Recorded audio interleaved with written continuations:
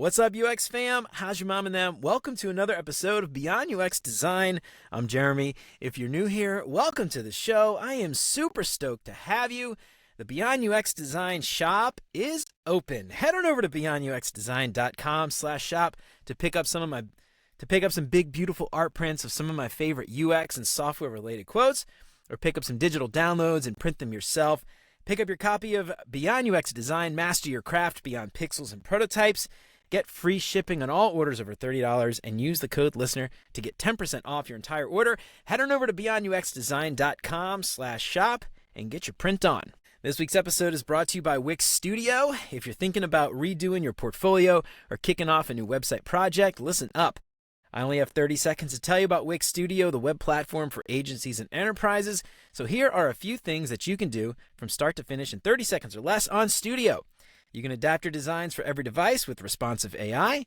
You can jump seamlessly between front end and back end. You can speed up projects with an AI code assistant. You can start a new design library. You can reuse full stack apps and UI components across multiple sites. Well, the time's up, but the list keeps going. Step into Wix Studio and see for yourself. Head on over to beyonduxdesign.com/Wix to start creating today.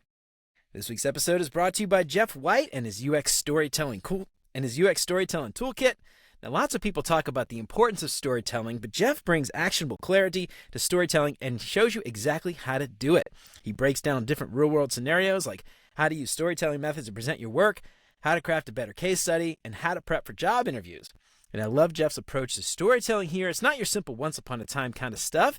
And since you're an amazing listener, and I know this course will help you out so much, I'm stoked to get everybody listening a 10% discount if you use the code BeyondUX when you check out. So head on over to beyonduxdesign.com/storytelling and use the code BeyondUX to get 10% off Jeff's course. So learn some incredible techniques to influence your team and advance your UX career. And if you haven't, I need to cut this intro. All right, sorry.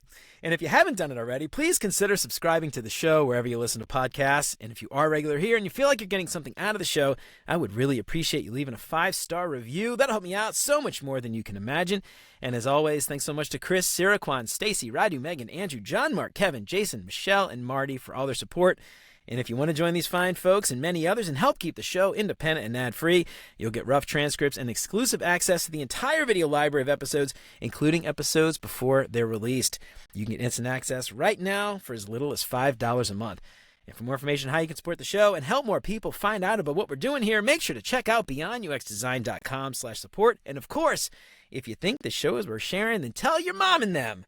I would really appreciate it. So enterprise software. It is near and dear to my heart, personally. I've been working in enterprise for a long time, and it gets a lot of crap, I think. A lot of people, they don't know how to excel. You're laughing, Steph, because you know exactly what I'm talking about. But it's one of those things where you can survive and thrive and probably make a ton of money, or you might end up just miserable and hating it the entire time. And I think that's a shame because there are definitely ways that you can survive and thrive in this industry.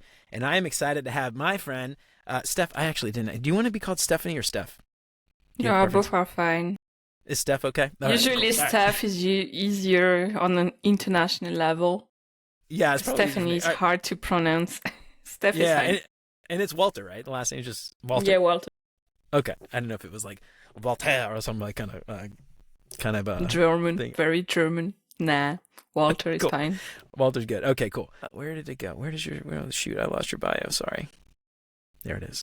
The beauties of post-production.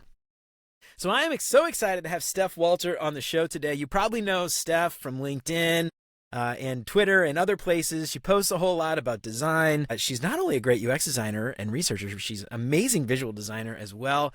Steph is a researcher. He is a UX researcher and strategist based in Luxembourg. She has 13 plus years of experience and specializes in enterprise UX, inclusive design, and accessibility. She teaches, speaks, and writes about design, UX research, accessibility, cognitive biases, design, dev, relationship, among many other things. She enjoys good tea, bike rides, and drawing illustrations, and also amazing stickers, by the way. I got to compliment your stickers. I love your stickers. Her Dungeons & Dragons alignment is chaotic neutral, and she is better at keeping her teammates alive in video games than her plants, but she tries. Don't hesitate to reach out to her for questions about research and design. Steph, welcome to Beyond UX Design. I wanted to have you on for so long, and I am so excited to have you. How's it going? Yay, thanks for having me. It's been one Yeah. of the podcasts I'm looking forward to every release, and Well, I I'm appreciate listening while walking. that. No way! Wow, This that's is the amazing. cool thing with podcasts. I love it. Well, that warms my heart. I am so excited to have you on. I've been following you for a really long time, and finally had a chance to get you on the show. So I am so excited about this. So I know I read your bio. We know all about your Dungeons and Dragons alignment. But yeah, tell us a little bit about you. And I'm curious, how did you end up in enterprise versus commercial? And did you have like a specific reason? I'm curious. I'd love to know your passion for enterprise. Yeah. If there was something there, or you sort of fell into it. So it's weird because I went full circle. Like at the end of my master degree, I had to do an internship and I went to a company in Germany to do that.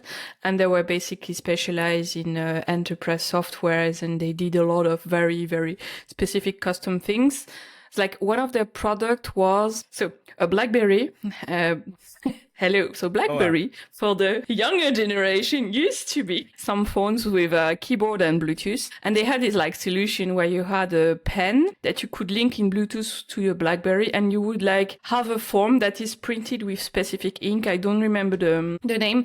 And like the person would use it to fill the form. And then like there's some technological magic where since you've printed it with an ink, I think there was some little dots in the ink, and then it would like catch up the BlackBerry thingy. And then like basically they were digitalizing forms, but like they had actual paper forms. So the customer were basically enterprise people. You have to imagine like someone who is doing cleanups of the bathroom somewhere. You know, they always have to check, say, this was this one. And then instead of having to go back and scan the whole page and send it, they would just like check a box, it would be sent. We had clients working with plants where they had botanists going to different areas of the world, doing reports on the plants. So we had a lot of stuff like that. So that was basically my internship with the company who did that. That's cool. Yeah. And then like iOS happened. So I started doing a little bit of iOS design. And here again, like for very enterprise oriented stuff, like we had a native application for people who need to check bridge damage. So you have to imagine a person like dangling on a bridge with the whole equipment, like security and all of that. Yeah, tablet in their hand. So those were my users. So I kind of started in enterprise. It was a lot of fun, like discovered so many different crafts and areas I didn't know nothing about. And then I went back to France. I worked for an agency.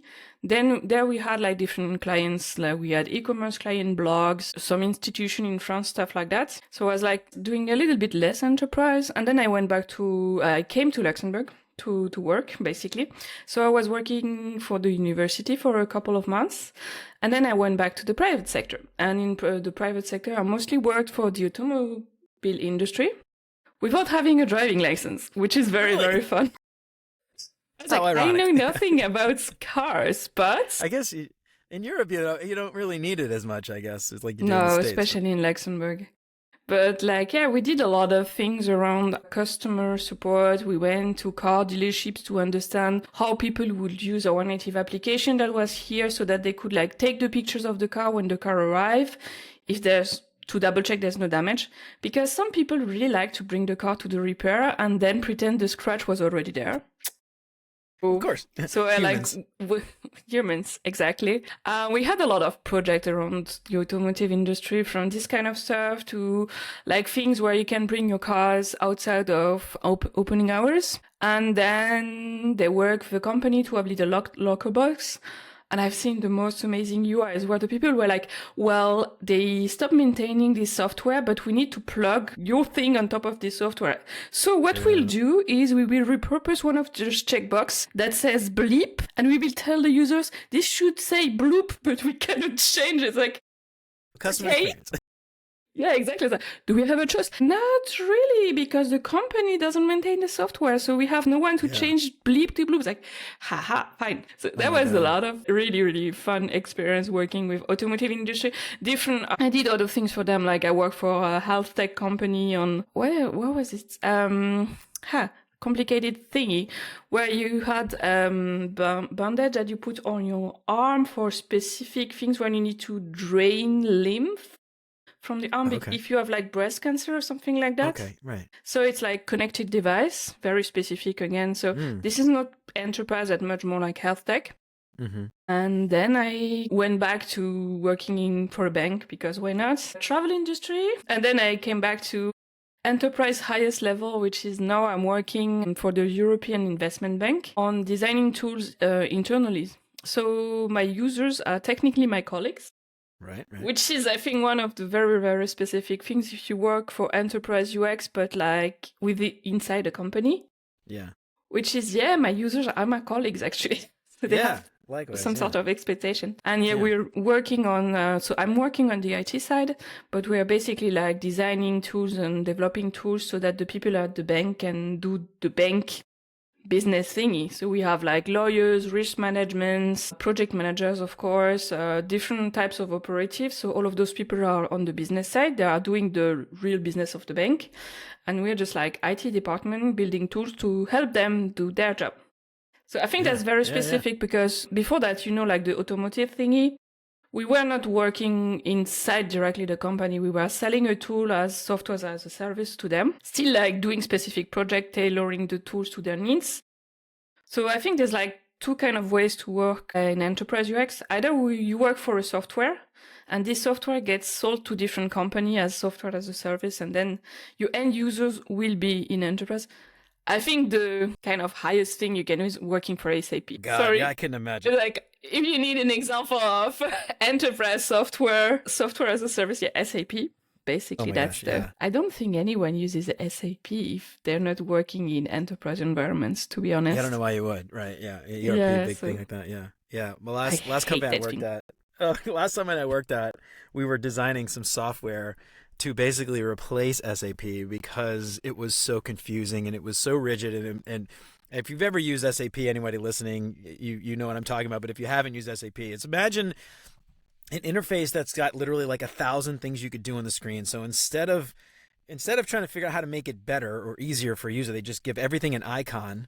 It's imagine like it looks to me almost like I saw a meme recently with like every single ribbon open on like the old Microsoft Word processor, and it essentially looks like that. A bunch of little squares that just little icons. It looks like Windows 98 and SAP. Man, I guess there's different flavors of SAP. There's like a web version that's like a little bit nicer looking.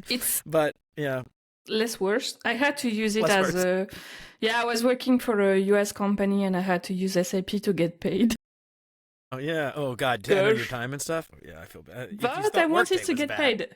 Yeah, but I wanted to get paid, so I had to suffer through the whole thing, Yeah. But I had to use it.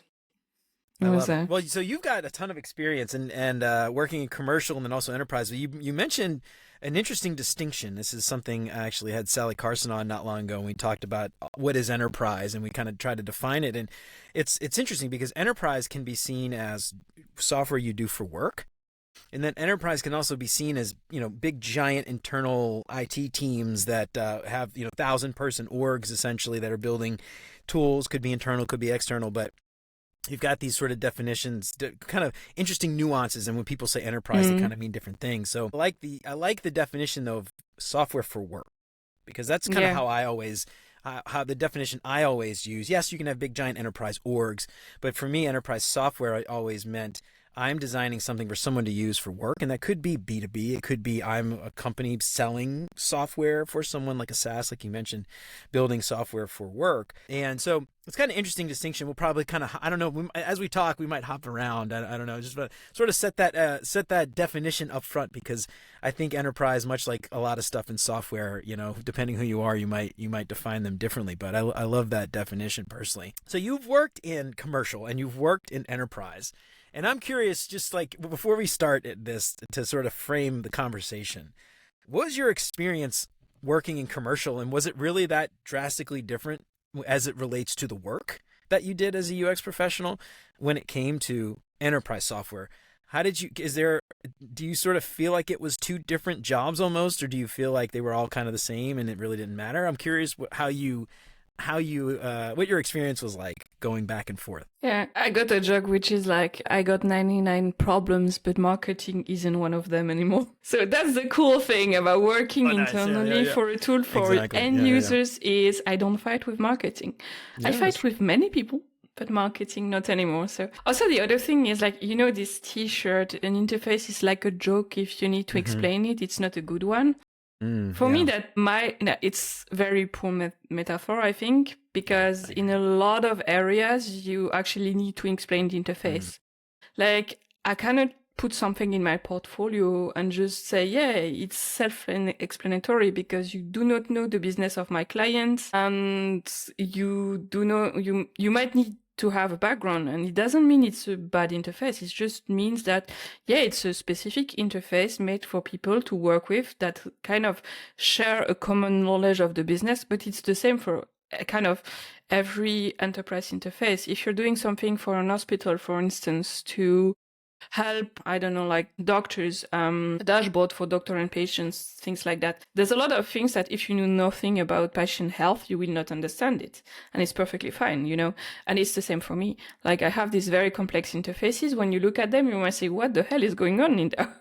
It's like, yeah, because we have a very specific business at the bank. And if you work in finance, you might understand some of that because you can bring this kind of background from your finance enterprise kind of mental model. But then you have like, how do we work at that specific bank with those processes and all of those like very specific vocabulary that I had to learn when I arrived, because they're using very specific words that have different meaning, even in the finance kind of area. So for me, it's very different in a sense where this is usually why I joke about, yeah, it can't wait to be replaced by an AI, because it's like for an AI tool to work, we need to have something standardized and processes, and we need people to actually follow the process book, but no one does that, you know. Yeah. So at some point, you have many cookie cutter solutions that you have out there that you can basically copy paste from one e-commerce website to another one. In enterprise, it's way more complex because you need to become a master of the business. You need to be a master of the politics also around it. You need to understand why some things happen, some might not. And if you are arriving in the old company or old institution, which often happens because, like, let's face it, enterprise often means that you have a lot of people and a lot of users. You're not doing like enterprise in a startup. Like the startup do not have the budget to develop internally the tool for their employees. So often, like, the size of the company is going to be giant, which means you have a technical debt. And you're like, yeah, I would like to do that and that. And it's like, yeah, but we need to interface with this thing and this thing and this thing. I had that a lot also when working with travel industry, to be honest, because the technical debt in this industry is gigantic. Like, I understand why it's so complex and why, like, all the tickets, you know, like some people redesign the tickets. Like, I do not understand the paper tickets. Like, yeah, I understand why, because this thing needs to work a very old school machine because technical debt. It's kind of the same in enterprise. You have like this, especially if you work internally, you will usually arrive in a place where you have all of those like constraints. And of course, they want the new shiny tools and all of that, but you need to kind of balance all of those technical constraints that exist with what you want to bring to the users. And that's kind of very, I think, more challenging than, okay, let's do an e-commerce website, start from scratch and design I don't know what we have at the moment, Shopify or Magento, whatever, latest technologies, trendy. So for me, there's like a lot of things, which means that you might not be able to design something in the first weeks. Because when you arrive in such an environment, you have to kind of gather, because no one is going to give you the information. So when I'm saying gather, is like you need to hunt down tons of information about the business, about the state of the art. Usually, if you arrive on a new project, e-commerce, web, blog, something like that, you need to understand the business. But like in enterprise, you really need to understand it. Yeah. It takes way more time, I think, to be kind of production ready, I would say, as a designer. Yeah. Yeah, well, it's interesting you mentioned this kind of in passing, and there's this sort of distinction, obviously, between building enterprise software that a company will sell, which ends up being more like commercial software, in that you don't have access often to those users or direct access. But internal tools, I think you mentioned this, I can't remember if it was just now or if it was when we were talking before. But your users are essentially your colleagues, which Yeah. is really cool because you have direct access to them. And so what I love about internal software, one, just like you said a minute ago, it's incredibly complex, which I find quite rewarding personally, figuring that out and finding a really interesting solution to that really complex problem or even just those really complex constraints and finding a way around it to me is very rewarding. I love that. Not to like say, designing e-commerce isn't rewarding or something. I hate to like negate what someone else is doing. But for me, I really love that. But the cool thing, I think this is the really cool thing about enterprise internal tools is direct access to those users. So like for me, I got to go to the shops. Like I used to work for GE Aerospace, so I got to go to the component repair shops. I got to see people work.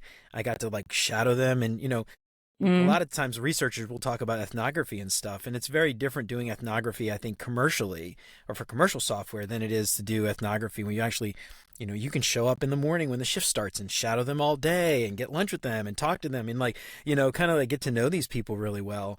It's really hard to do that on the commercial side, even a B2B SaaS type of thing where you are building stuff for people to work. But for me, I just love that. And it was so interesting, I don't know.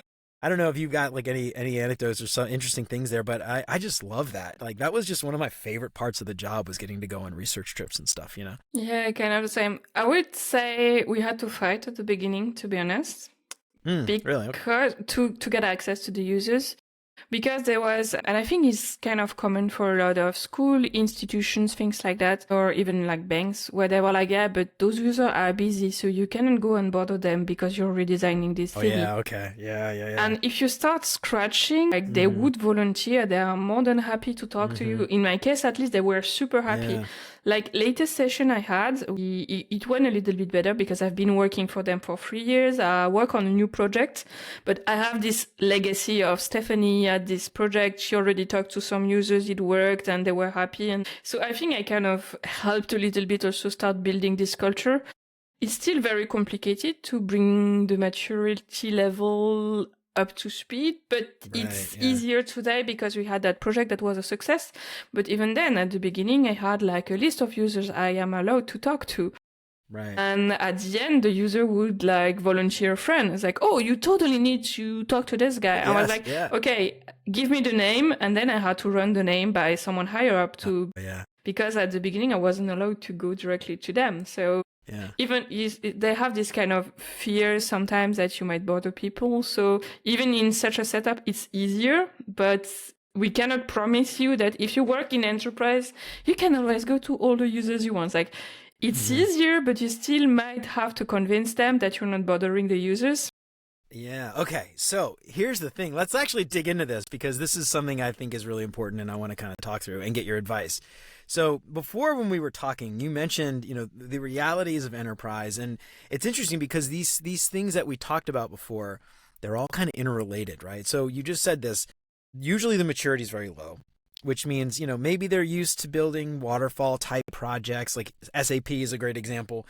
Back when we first started building this software to replace that, what we ended up with was basically like people trying to treat it like Wagile, right? Like waterfall agile, where we do waterfall in 2-week sprints, but we're still going to release in 2 years. And so, we had this, the very low maturity, but, we talked about like understanding the politics, and in big companies, there's a lot of people. So of course there are, there's groups and little fiefdoms but, everybody's kind of controlling their little fiefdoms. And then, these systems, you just said this, they're very complex, and it's not like just learning a quick e-commerce thing. It's really digging in there, but it's fun. All these things to me are very much interrelated, right? It's very complex.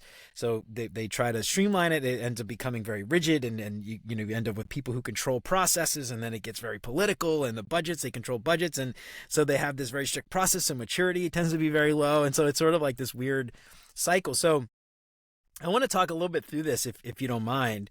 And then ultimately what would be really cool is sort of dig into some ways you found to sort of overcome these things, because I think that this is like really interesting, and I think a lot hard for a lot of people.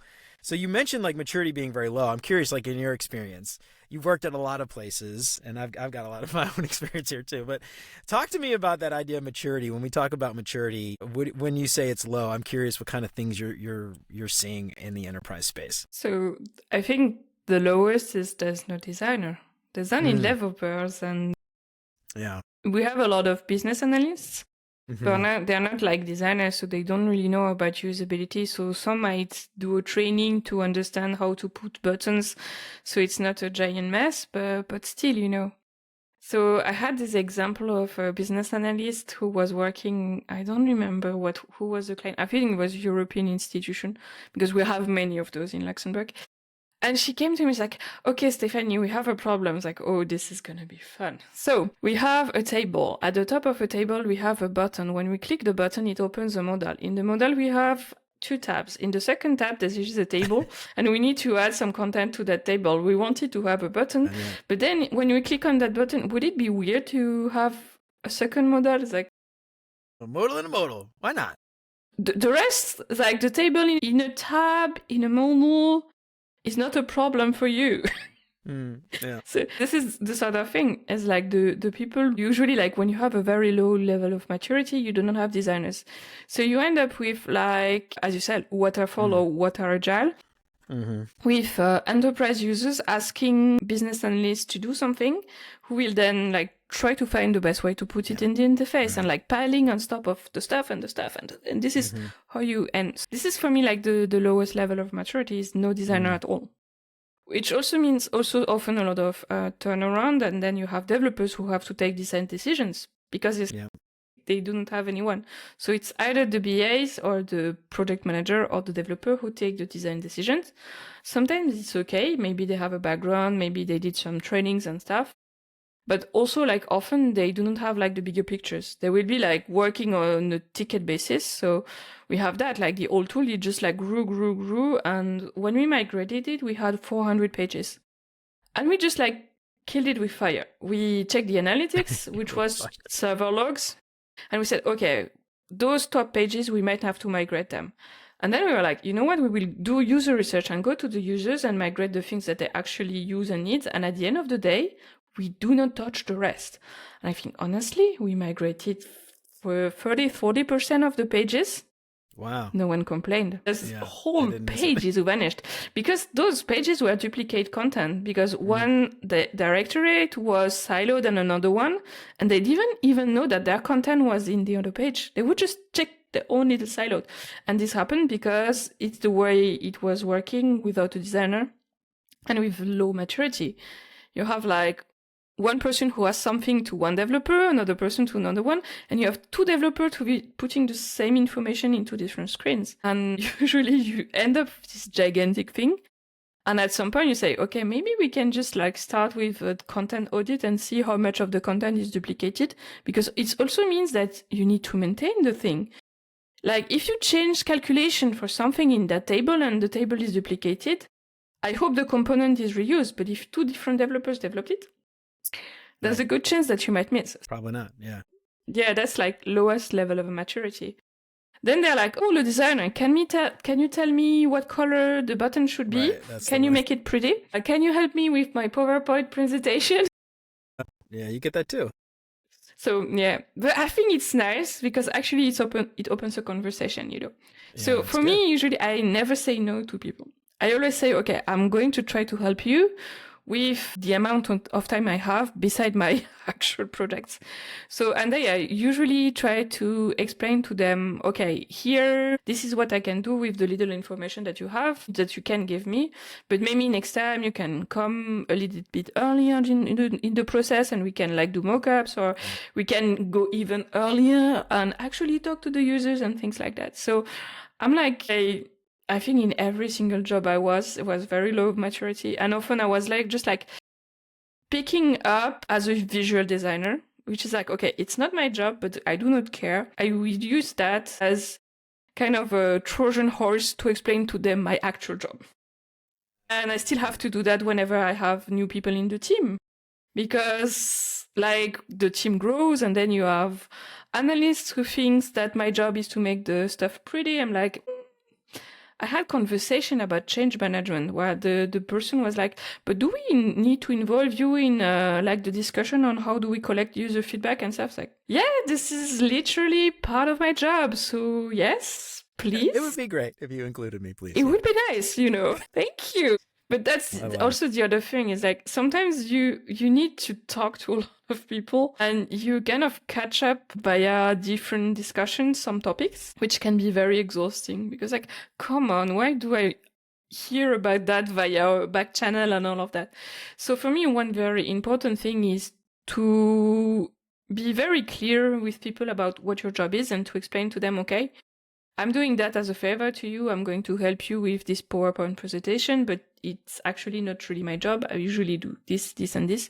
So use it as kind of a, as I said, Trojan horse to explain to them how you wish you would work and how you would like to work if maturity level was higher. And then you like scrap by scrap. Like we had a project where we started for a client another complex thing, like what was it? Truck transportation, and they wanted to have everything in one screen. Amazing. And we basically started with doing usability testing on an interface that was not changed, but we arrived at the end of the process, and then we tried to change a little bit of the stuff based on the usability testing, and I explained to them, okay, maybe next time we can come a little bit earlier instead of fixing it once it's developed. We could maybe do mockups, test on mockups instead of doing it and next time. Or if you want, we can also like start by doing user research before even doing mockups. So it's a little bit sad, but sometimes you have to start at the end and accept that the maturity is low and they understand design as something to make things pretty. Yeah. And then like work your way backwards and push design UX research strategy to the left. And for that you need allies. Yeah. So this is something, there's so much unpack here, And you mentioned, you just started the allies conversation, and we got to get into that too, obviously. But there's something that is interesting, and I think ties a lot back to, especially internal tools. When you think about leadership at a high level, right? Nobody cares about UX design or design in general in a lot of these big companies. And when it comes to internal teams, especially if those companies are not building software, right? And so you see, this has been my experience. I'm curious what you think. A lot of times these internal tools are seen as cost centers, right? Where they're not making us money, they're just helping us digitize a process so maybe we can spend less money overall. And so they're seen as cost centers. They aren't necessarily seen as profit centers. So attention is generally not given to these internal tools. And they're sort of, a lot of times, maybe an afterthought. Maybe afterthought's a little too harsh, but a lot of times they're seen as those cost centers. And so what I have found, and this is something you just mentioned, I think this is really interesting, is you sort of let them do their thing for a little while and it fails. And then, you can point out how if we were to change this process, we could maybe save some money, right? So I use this example a lot where we were trying to go to do this research and it would have cost a lot of money because we had a shop in Singapore and we were under some budget constraints and the decision was made to cancel the trip. So we didn't do the research trip. So we said, let's just build it. We built it. We released it to Singapore. And they were like, this isn't going to work. And we had to go back to the drawing board and start over and basically, start over. It took an extra 6 months of redeveloping everything. Wow. So we were able to kind of highlight that. Waste of money. Yes, exactly. So we wasted how much, $1 million, whatever, over the course of 6 months, paying all these, 100 developers, whatever it was. But we, instead of trying to fight against it, you just sort of let it go for a little while and highlight the pain afterwards. Because often, if you come in and try to influence someone and they change their mind, they've never experienced the pain. Yeah. And so they can't really associate it with that win because it's just well, whatever. Well, and so I don't know. It's kind of interesting, but I love that you call that out as we're just playing ball for a little while. And I feel like it's one of those things too, where a lot of times someone will join a team, in internal teams, software, big giant, we talk about politics, obviously, especially when you come in early, you're seen as an outsider, right? You don't understand the lingo. You haven't worked, it's funny because in a lot, where I worked before, people would introduce themselves in meetings. I've worked here for 25 years, blah, blah, blah. That was the thing everybody would say. It's their badge of honor. They wear it on their shoulder. Look how long I've worked at this company. And when you come in, you're like, yeah, I started last week. They're like, well, who are you? What do you know? You don't know anything about this company. You don't know anything about. So when you try to come in early and you this process is broken. It's wrong. We need to fix it and change it. You're not going to influence anybody because you're part of the out group, But if if you work with them for 6 months or however long and start to feel the pain, you're part of the in-group. And then if you can influence from the inside, you're much more likely to change that process over time. And so anyway, I don't know. It's just sort of one of those things, like if you can experience it and then highlight, I mentioned the cost center, bringing it back around. I go off on tangents sometimes, sorry. But when you experience that, you can then bring it back and say, look, you see how much money we wasted having to redo this thing? Like if we did this early, we could have caught that. We could have fixed it, and it would have saved you X amount of dollars, X amount of time, whatever the company is or the team is concerned with. So anyway, I don't know. I just thought that was like a really interesting thing I wanted to highlight. You mentioned, and so yeah. There's just it's so hard though. It's like one of those things where, talking about enterprise, every team is different, every org is different, every enterprise team is different. So even though we're talking about like enterprise, it's hard to generalize. We're talking about our experience and stuff, but giving advice and stuff I think is hard, especially for somebody who is struggling with their own unique problems and challenges. But I don't know. Finding, that kind of thing that'll sell that process change, whatever that is for you listening, that's like so important. Instead of just coming in guns blazing, I'm going to change everything on day one, that's never going to happen. So anyway, I think that's really important. I want to talk about allies now. I want to talk about this. See, we started talking about allies. When you think about friends. Enterprise, yeah, making friends. I like how you say that, because actually that's how I see it too. And it's not like, I think that's the thing. When we talk about politics, we talk about big companies. When we say politics, it's funny because a lot of people will specifically say, I don't want to work for big companies because of the politics, as if the politics is like a negative thing. And it's funny because I think like you want to work at a startup and you expect there to be no politics in a startup, and I think that's the thing, making friends and just like embracing. Tell me a little bit when you think about politics before we get into, how to deal with the politics. Tell me what you think politics means. How do you define politics when it comes to these big organizations? Because I think that's like worth like level setting for those listening. I think it's about understanding that everyone is here and everyone has a special agenda at the end of the day. Mm-hmm. It's like some people are here because they want to progress their career and they will do some things in order to progress their career. And if it aligns with your vision, they will help. If it doesn't, you will be in big trouble, So I think it's about understanding what motivates people and in order to kind of find alignments in best interest. So often we talk about understanding the business, as you said, like what's the leverage that you have? How can you show people it's a success or not? So it's about understanding like what's important for them, the people, but also like the company at a high level. Are there ongoing a digital transformation where they want to bring new KPIs, things like that? Or even that, like understanding the KPIs. I'm really, really bad at name, but there's a guy called David something who has an amazing book on cognitive biases, and he has a lot of different examples in there. It used to be a book apart, but they closed shop, so I don't know if you can still find it. But yeah, he has this amazing book. And what I love is explaining cognitive biases, not only in terms of interface and using fear of missing out to sell more, blah, blah, blah, but also how it impacts stakeholders.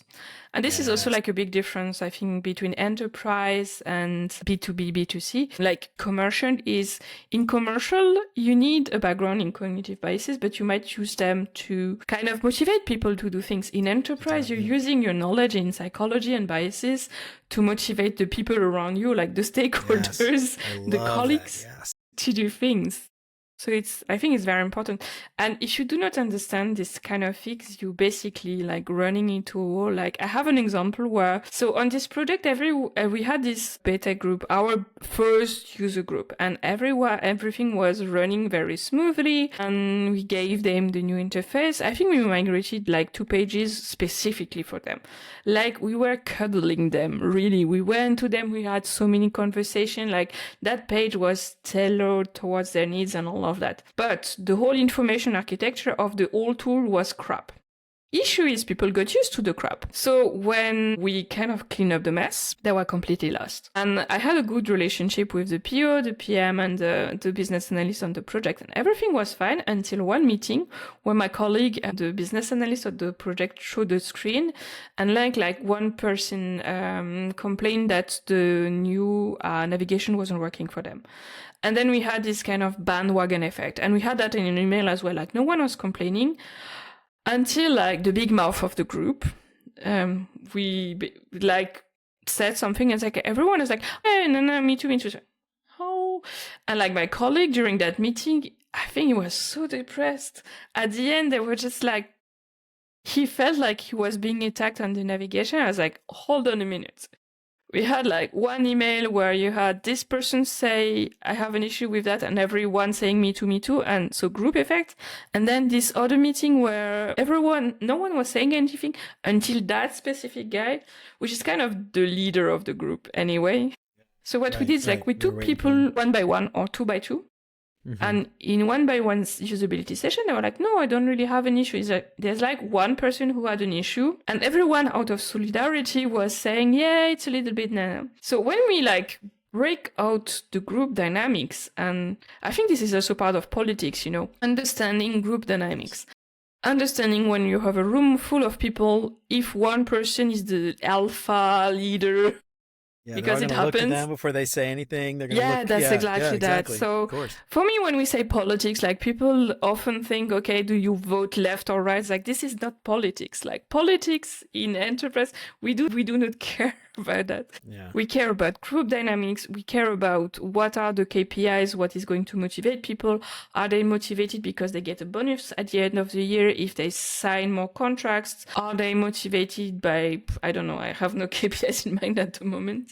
But like what motivates them and how is it going to impact your project? Because at the end of the day, this is like all of those things where you think is like very small details, they will impact you. And sometimes you will wonder like, what happened here? Sometimes you are in a meeting and you see two people shout at each other or what did I miss? And then you understand the background. Or like I had examples where you have two departments in a company who hate each other. Yes.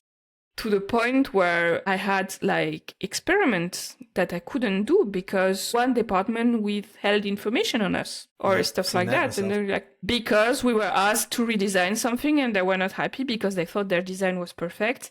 And then us being asked to redesign the stuff was seen as insulting to them or something. But all of a sudden you do not have the background. You're like, what is happening here? So when I'm saying politics, I think it's a word, this is a little bit like higher level, but just to say, understand human interactions, understand expectations and how they work, and understand dynamics between like people, but also like groups of people. Because sometimes like the people in one-to-one are okay, but because like this group used to hate this one and I have been so silent. Like I've worked in company where it was 2 floors and the developers from the first floor and the second floor were able to be silent. I was like, guys, there's stairs, elevator, you just need to Well, it's interesting. I mean, but when we talk about, the way human brains work, that physical barrier is crazy how that actually will just mentally keep you from even thinking about the group. Just even if you're separated by a wall, if you don't share a break room anymore, if you suddenly don't share a bathroom, a water cooler, the coffee machine are now separated and you never interact with those people, out of sight, out of mind, and it's interesting. And then you start thinking about Conway's law, where we start building software based on our org structure, and when those two groups of people don't talk anymore, suddenly you've got completely separate systems where the engineers here and the engineers over here never even thought to connect, back-end systems, or APIs aren't set up to talk together or whatever it is. And then some stakeholders like, we need to merge these things together and blah, blah, blah. And they're like, well, we can't because nobody built this, 5 years ago to do this. And so it's going to be that much extra work. And it's interesting when you talk about it's kind of circling back to what you said earlier about expectations and stuff. One of the things that I love to do when I join a new team is have conversations with everybody, one-on-one, 30 minutes, maybe 45 minutes, however long, and get some of this insight. Because these are the things like, you're never going to hear like, oh yeah, that team down the hall, we hate those assholes. They're the worst, they think their ideas are the best. And then you talk to these people over here and blah, blah, blah, and so what I love is like when you do join a new team for the first time, being the new person, this is like the best opportunity to go and have these conversations because you can play dumb and be like, oh, I didn't know they didn't like them, or oh, I didn't know I wasn't supposed to talk to that person or whatever. And so you have these conversations. Yeah, right. Oops, sorry. Yeah. And you start to have these conversations. And the thing that I think I see a lot as a UX designer in enterprise is we are often, and this is true when I worked as a service designer as well as the customer experience team, because you sort of take a step back or up, I guess, if you're thinking about it. You can kind of look at the systems and the processes from a balcony. And you're higher up than everyone else. So you can see across those fences and walls that everyone's built, and you can kind of say, like, this makes no sense. You guys aren't talking or aren't doing a thing. And so you have an opportunity to sort of see where those things should connect and start having conversations. And then if, people don't actively fight against you, because sometimes they might, you can start to be, the glue that kind of connects these various teams together, which is really interesting. We started the conversation off with low maturity, and I think one thing that I believe to my core, and I talk about this in my book and everywhere else, like, just because you join a team with low maturity does not mean you can't do great work. And I think there is still a huge opportunity to do great work in low maturity teams. It might take a little extra effort, and some might argue that's, not your job, but, job market right now kind of sucks. You could quit, I guess, if you don't like it and find another job. But if you are kind of stuck in that, we started talking a little bit about allies, and I'm curious. I hate to ask a leading question because I feel like some of the answers here are probably having to do with allies. But I'm curious, when you think about being stuck in these low maturity and dealing with all these things, I'm curious from your perspective, how does a designer go, or a UX professional, whether they're researchers or whatever, how do they go about trying to affect some change and improve how their teams work? I think, as you said, you need to talk to people. You need to first do an assessment. Otherwise, it's very, very hard to understand. It's like, you need to understand basically how they're working. It might be depressing. Like, I did that for one company, and I talked to many people, and I basically asked the guy who had my job before that if I can call him. Mm-hmm. Because the stuff I learned was so weird. Like, when you have people who are like completely depressed saying everything is crap, but at least we have parking space. Wow. That's the one thing you have to look forward to. Yeah, so I was like, honestly, I was depressed for 2 weeks. I was like, wow. So if it's very low maturity and it's kind of a sinking ship, still be careful that you will end up being kind of the new person where people can dump stuff on. So it's super interesting, but how can I say that? Take care of yourself. Like, make sure you do not schedule too many things the days, because at some point, like, listening to people, and also you're a new person, so they might see you as kind of hope, and they might hope you will be able to make sense of the stuff, as you said. Mm-hmm. So making allies is very, very important, but at the same time, when you're going to go to those people, have the conversation, all of that, make sure you preserve your energy as well. Otherwise, if you have many people who are quite unhappy at what moment, it might get a little bit depressing. So I hope a lot of people are happy in enterprise, but as I said, it happened to me where I arrived in an environment where it wasn't great at that moment. And I did how can I say that? An audit of the design maturity. And a couple of conversations were a little bit rough, but at least people were very honest with me. So that's also very cool. And like playing I didn't know about that. Like asking questions where you already know the answers. But that's usually a UX tip. Like even when you're doing user interview, you will ask genuine question, even if you know the answer, just because it's kind of interesting to have people phrase it in their own ways or something. Yeah. So I would say, go talk to the people. Start with the people who are close to you. So often as a designer, it might be developers, POs, PMs. And then once you start like gaining trust, you might be able to talk to higher level stakeholders. But Like, do not expect to talk to super high-level stakeholders on your first week or something. Sure, right, yeah. Unless they are the one who hired you, and like, if they're your N+1, of course. Yeah. But often, I like to call that.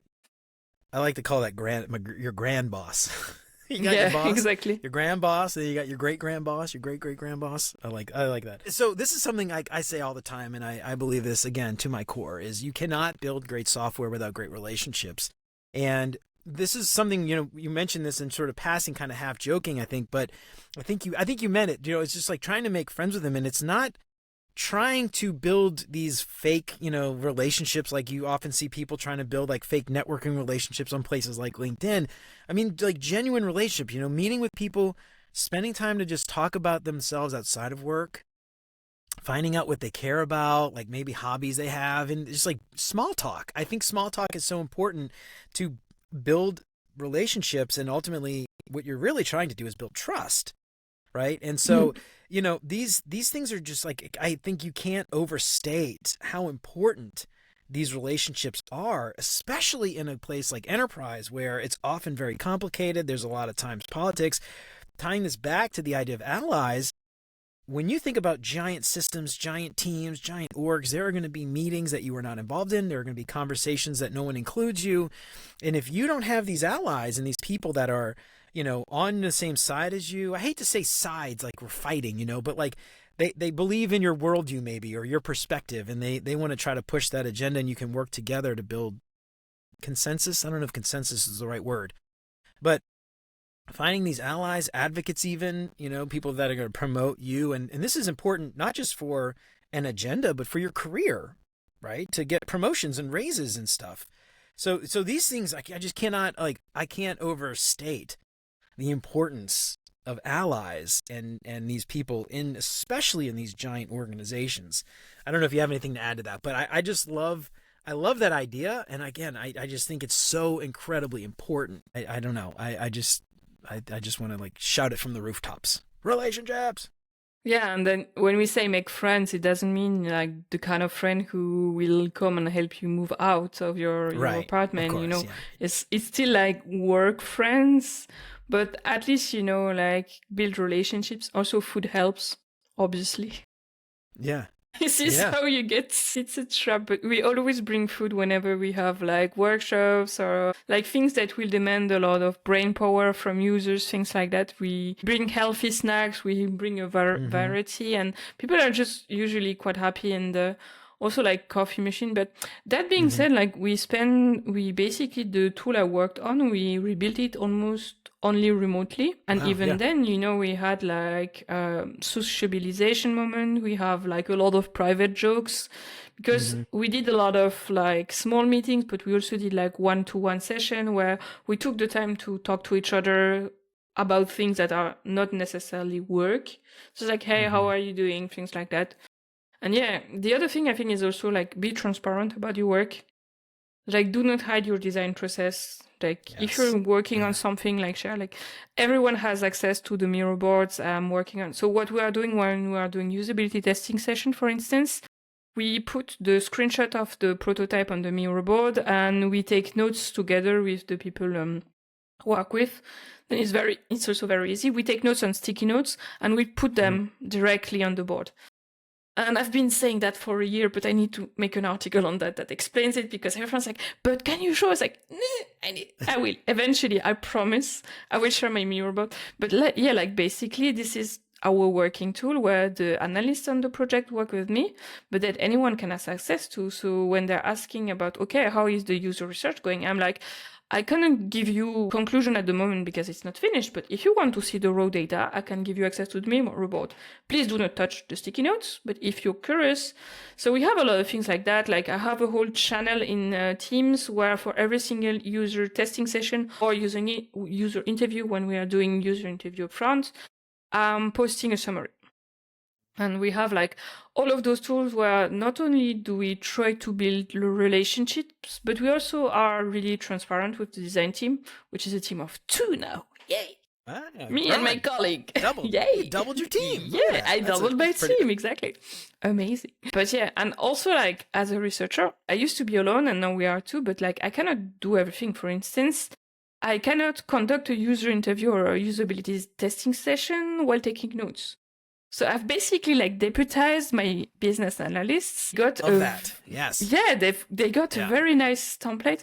And I think the best thing that happened once is like, it's a little bit nasty, but we told the people who are observers that they should not say anything. But people have big mouth, you know. I love him. Yeah. Like, this guy is amazing, but sometimes it's just like pure chaos. Yeah. It was one of those days, and you know, at the beginning, you tell the users, I cannot answer all of your questions, but I will write them down, and we tell the observers not to intervene. And like, of course, I had an observer intervene and tell the user how to do something. I was my BA, and she went like, No, yeah. We told you not to do that, please. And Yeah. I was like, so she understood it so perfectly that I didn't even have to intervene. Like, she intervened on my behalf. I love it. And like, That's he awesome. tried again, and she just muted him. Mute him. Yeah, I love it. Kick him out. Girl. You know, so this is, I love that you do this, and I'm so happy to hear other people do this, because to me, you know, thinking again, tying this back to some of the cognitive biases, when we go off in a corner in a dark room and turn, you know, close the door, shut the door, and say, we'll be back in 6 months, here's our report. Nobody is going to listen to that report. They're not going to care. You know, they're not going to pay attention in that hour-long meeting where you present a 100-page deck with all your findings. If you can take them along and have them be a part of that experience, not only are they going to probably come to very similar conclusions that you did, so you're probably going to have a very easy time convincing them, but, you know, as UX designers, UX people, we talk about empathy all the time. What better way to build empathy than to have them witness firsthand someone's pain point, someone's problem, someone's issue, you know? If they can be a part of that conversation, amazing. And this is, I love that you call out, you know, putting your BA or product manager, whomever, designating them a stakeholder, a note taker. Yeah, note taker. I love that. And so something we used to do, you know, I mentioned going to the shops. We used to take a product team. We would split up into teams, usually teams of 3. And we would do a UX designer, a product manager, and a software engineer on a team of 3. So the UX person was the lead, right? The researcher, lead researcher. And we had the engineer and the product manager as note takers, just observing. And it was amazing to see them kind of think about discovery differently. You know, because often the way the product managers would generally work is they would go to a stakeholder and ask them a bunch of questions and say, what do you want this page to do or look like, right? And then we come back, just like what you mentioned earlier, this list, and we're going to this and that was going to open up. Yeah, and then put a modal in a modal, you know, all that stuff. And, you know, but when you see them actually like observing, their mindset shifts and they change. And then you end up just having them be a part of that from the beginning. And so you're not fighting against anybody anymore. You're doing it as a team. And I'm not saying democratize research. I'm not saying, you know, anybody can do research. That is not what I'm saying. But what I am saying is anybody can come along for the ride. And I think it is so important to change that mindset. There's just, you know, constantly seeing like product managers and designers just constantly fighting and butting heads. And at the end of the day, you're going to have such a hard time just at work. And you're going to be fighting with people all the time. I can't imagine working like that personally. It just seems so miserable to me. And I love that you call that out. That was great. I love hearing that. That makes me really happy. The last thing I want to talk about, we talked before, you mentioned a book called Orbiting the Giant Hairball. And it's funny because another guest, Ronnie DiBattista, he mentioned this same book. And I think this is an amazing book. I'm just curious if you could like talk about it a little bit. I love the metaphor of the giant hairball. Spend a little time, just a few minutes in the last few minutes we've got, talking about this book and maybe some key takeaways that you have as it relates to enterprise. I think people are going to dig this, by the way. I don't remember. Wait, I don't want to say something wrong. So I will check exactly the time when it was written. It's kind of an older book, yeah. Yeah, it's not a recent book, so you still need to be careful with that. And it's like basically it's a creative person who used to work for this giant corporate company, and I think they were like designing Christmas cards and a couple of other things in the US. Yeah, Hallmark, I think, yeah. Yeah, it was 1998, but I think that's another edition. Can you find it as ebook? No, I think it's only a paper cover. Mm-hmm. And it's like basically this very creative person who ends up in this very corporate environment. And they have this metaphor where they explain that the whole corporation is a giant hairball with little strings all around it. And it has a gravity field. And if you start getting like sucked into the gravity field, you're doomed. You cannot be a creative person. You cannot be a designer because you will like get sucked. And the way he works is to try to orbit around, go very close, a little bit like the moon, you know, like very close to the gravity field, but the moon doesn't fall on Earth. I'm sorry, I'm not an astronomist, and maybe I'm saying nonsense about moon. That's perfect. But like the idea is to be close enough so that you can still like have your own thing, work with the giant hairball, but do not get sucked into the gravity field. And I think like obviously he's a white guy in the 90s. He got away with a lot of stuff that might not have been possible otherwise, but there's still like some interesting things. And yeah, it's kind of an interesting book where he just like explains a little bit the stuff he did to avoid those things. It's like politics and things. Yeah, this is a really good book, and it's one of those things. I think it was a pretty easy read as well. But it's one of those things fun to read. Yeah, and I feel like designers can really. This guy was not a UX designer, but I feel like a lot of UX professionals feel, you know, we're creative and we're right-brained or whatever, left-brained, right-brained. I can't remember what side it is, but you know we don't like this idea of like corporate structure and the rigidity of big giant companies and all this stuff.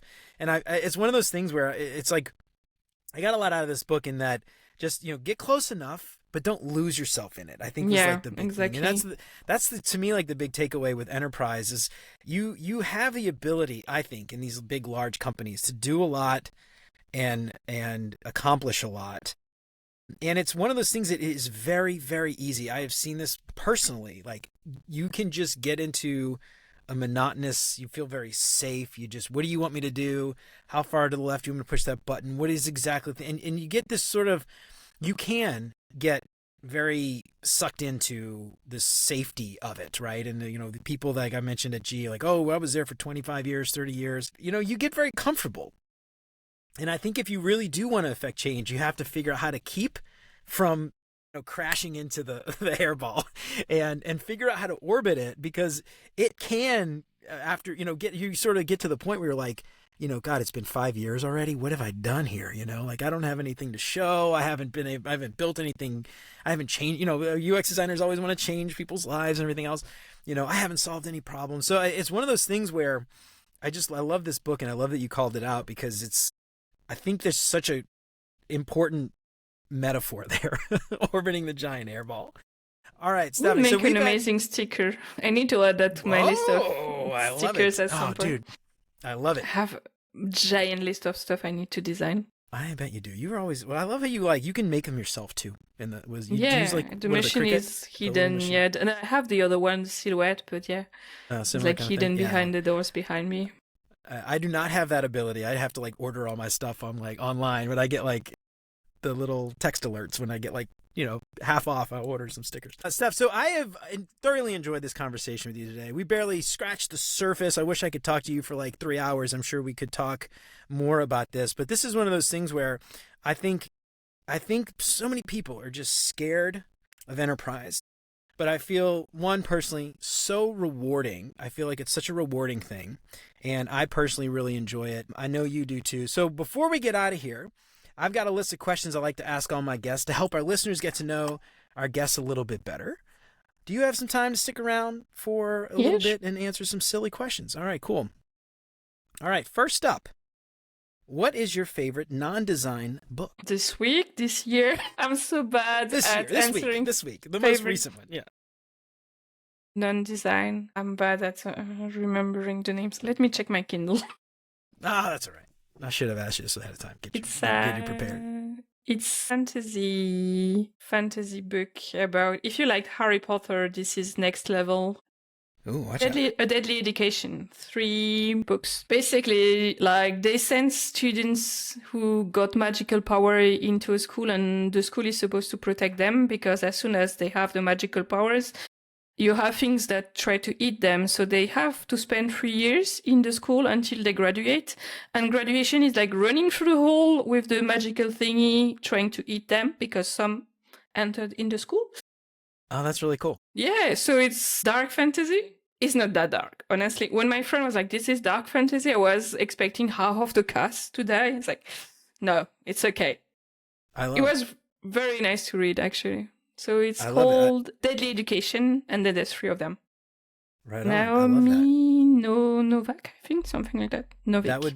That would definitely make a good movie. Well, read the book, obviously. Read the book first, but that sounds like someone's just waiting to make a movie out of that book. I love it. All right. Next up, what is your favorite non-design podcast? It's a French one. There's a French one on that it's kind of trying to help you rethink the way you think. So it's taking a lot of society topics. Like one of the latest one was about yoga, and they made a full circle between yoga, capitalism, and how Silicon Valley brought yoga as a mainstream way to fix your life so that you can be even more productive. Oh, wow. That's funny. Yeah, that was like, I guess, a very capitalist thing. And then look, you could buy all the clothes and the mats and the accessories. That and also like your life isn't like you have issues in your life, but if you try like yoga things, you get better so that once you get better, you can work more and be more productive. So, all right. I didn't even think of that. Yeah. So yeah, it's a podcast in French. So you can work more. Exactly. I love it. All right. Well, if they ever come up with a translation of that, I'm going to check that one out. All right. What is your favorite vacation spot? Well, you Europeans, I would you say get so many options so close. Like Japan. I really want to go back. Japan. What part? Any particular part? It's complicated because a lot of cities are very, very different. And I love food. And usually I think food and culture are very linked. Like sushi, for instance, is very different in different cities, depending if they had access to the sea. Like Kyoto, for instance, they have a lot of cured fish sushi because they don't have close access. Wow. So it's interesting. I did not know that. So that's interesting because it makes me think, again, like Indian food, like what part of India is Indian food? Yeah, that's the thing. From, right? Indian food, it's the same. So diverse. Yeah. Same idea. And I had never even really thought about Japanese food because it's so much smaller, but I hadn't really ever thought about that. I guess, like hundreds of years ago, being an hour or two drive from the coast was a very long time. Yeah. And so they had to cure the fish. That's awesome. What is cured fish sushi like? Is it salted? Is it it's salted. Like vinegar, like pickle? Okay. No, it's like kept in salt, like salt cured pork or something. Gravlax, salmon, something like that. A little bit the same. Interesting. Wow, I have to try. Very salty. Yeah, it's the cool thing about Japan too, with the big giant, city, hustle and bustle in the city, and then you have these sort of like I imagine villages in the mountains, very peaceful and quiet and slow. I've never been to Japan, but I just kind of even in the city, that's the stuff I really like in Tokyo. Is like you have these big areas where you have like all the buses and all of that, but there's a lot of bike lanes, and like you walk a little bit and you end up in more residential areas, even in like big neighborhoods that are very chill and so cute at night. Yeah. That's cool. Yeah, I want to go to Japan. I need to go. I need to get out there at some point. But who knows? Now that I've got kids, I need to wait. Maybe when my kids get older, I'll go with them. Or when they're old enough, I'll leave them at home, and then I'll go by myself with my wife.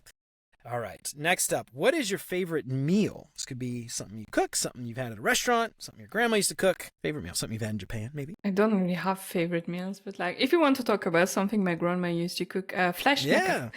It's Alsatian dish where you basically have some pasta paste that is a little bit thick.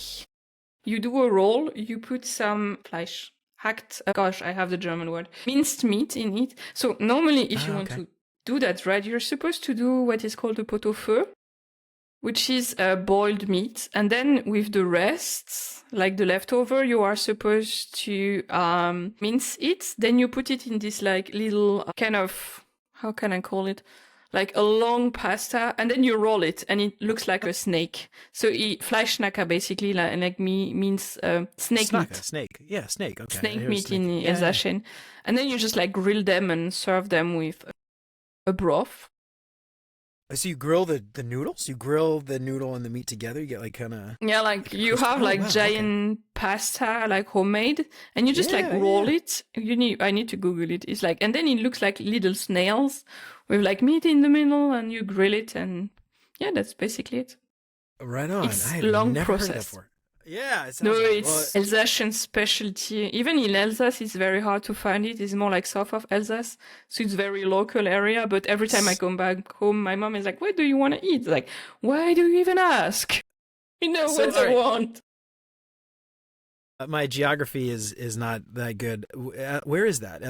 You said Alsatian? Where is that? Yeah, so you have France, Germany, and Alsace is like the part of France that is close to Germany that used to be German, French, French, German, depending on the war, the politics, and... Yep. Okay. So this is why the dialect we speak is close to German, actually. It's not French. Really? Well, you have a French accent, though, but or is that just like... Is that hiding something? It's my second language. Yeah, okay. It's the language I've been spoken for most time, but like my native language is Alsatian. So more like German dialect. So is it like Frank, like Frankish, like early Franks before they were French? It's like German. Like they were German? Wow, okay.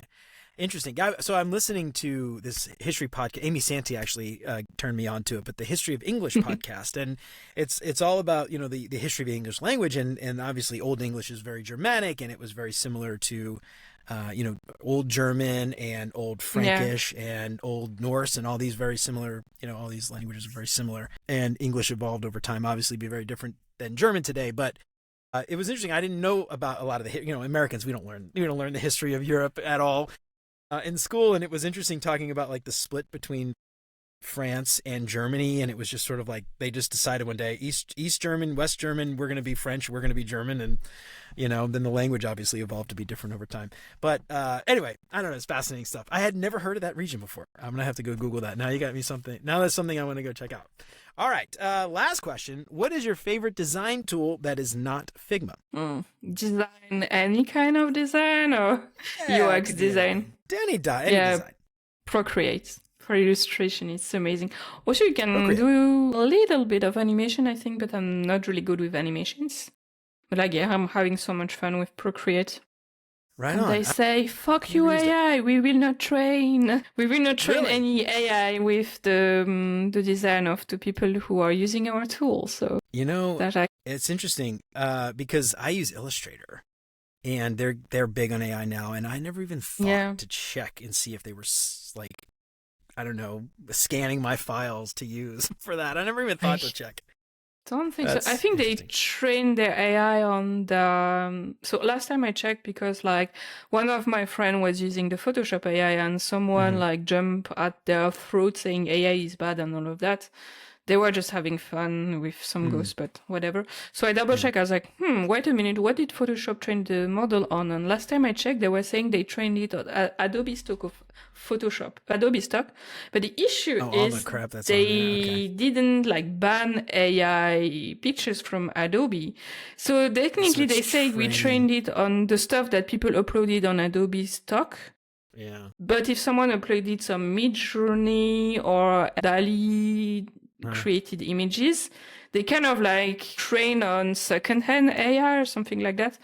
So I think it's annoying, but here the ship has sailed. Yeah. Any model that you have today, even if it's ethical, as soon as they will train on something, there's a chance that the something already has some AI in it. So it's sad, but it's very, very hard to say we do an ethical model today. Because all the models are already poisoned by previous models and images that already were trained on stolen AI. So I don't know, double check the information. But last time I checked, they said they were using Adobe stock photos. I think they bought Photolia a couple of years ago. So I think they did. Yeah. Well, but I don't think they train on your designs though. But Procreate doesn't, so that's good. All right. No, they said they won't. So That's nice. Right on. They said they won't. We'll see how long that lasts. Depends Oh on no. how long it takes for those stakeholders and shareholders to get their teeth in them. All right, Steph. So this has been an amazing conversation. We've been talking for a little while now. I was so excited to have you on the show, and I feel like we could have had this conversation go for much longer. Sorry we had to cut it so short. Before we get out of here, though, I want to make sure you give yourself a plug. Let everybody know where they can find you and subscribe to your newsletter and get some of your stuff on your shop and all that stuff. So StéphanieWalter.design is the easiest place. You have all my social media at the bottom next to the contact form. And yeah, I have a shop with UX design templates, also workshops on card and cognitive biases, and some templates and like forgot about those. Yeah. Cheat sheets for accessibility, making design more accessible. And I should have templates on usability testing by the end of the year, I hope. And stickers. Stickers. I love the stickers. Yeah, I totally forgot is important. about. Yeah, gotta decorate that laptop. Yeah, I totally forgot about your cognitive bias cards and your workshop. You have like a workshop to go along with it to get how to get your team thinking about it and all that stuff. So awesome stuff. All right, Steph. Well, it's been absolutely amazing having you on. I really enjoyed our conversation today. Thank you so much for coming on the show. Thank you.